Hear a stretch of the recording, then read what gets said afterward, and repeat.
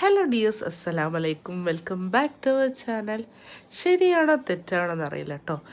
നമ്മുടെ സ്പെഷ്യൽ നോമ്പിൻ്റെ പ്ലേറ്റില്ലേ, റംസാൻ ഇറക്കുന്ന പ്ലേറ്റ്, ആ പ്ലേറ്റ് നിറച്ചും ഫ്രൂട്ട്സ് കട്ട് ചെയ്തിട്ട് അതൊരു മിനിമം പകുതി അല്ലെങ്കിൽ മുഴുവനായിട്ട് ഞങ്ങൾ 4 പേരും കഴിച്ചിട്ടേ പലഹാരത്തിലേക്ക് കൈ വെക്കുള്ളൂ. അല്ലെങ്കിൽ വയറ്റിനൊരു പുകച്ചിലാണ്.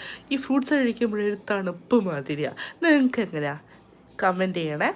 പിന്നെ ഇന്ന് മോമോ ആണ് ഉണ്ടാക്കിയത്. ഇവിടെ മോമോസ് ഫാമിലിയാണ്. പലഹാരം എപ്പോഴും മിനിമൽ ഉണ്ടാക്കിയാൽ മതി എന്ന് പറയുമ്പോഴും മോമോസിന് മാത്രം എണ്ണം കുറഞ്ഞു പോയെന്നേ പരാതി ഉണ്ടാവുള്ളൂ.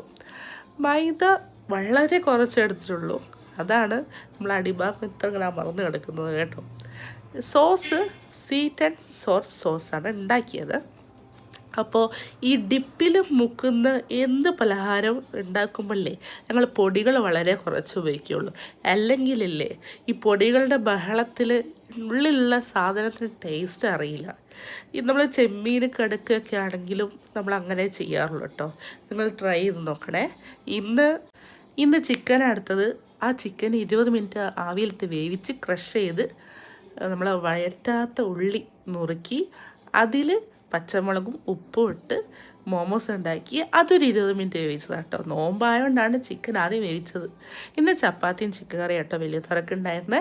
പിന്നെ ചിക്കനിൻ്റെ ഫേവറേറ്റ് പാർട്ട് ഏതാ അറിയോ? ലിവർ. നിങ്ങളുടെ ഫേവറേറ്റ് പാർട്ട് എന്താ? ഒക്കെ ഒന്ന് കമൻറ്റ് ചെയ്യും കേട്ടോ. Bye, see you. ഇന്ന് ഇത്രയുള്ള ഇതൊക്കെയാണ് ഇന്നത്തെ തുറയുള്ള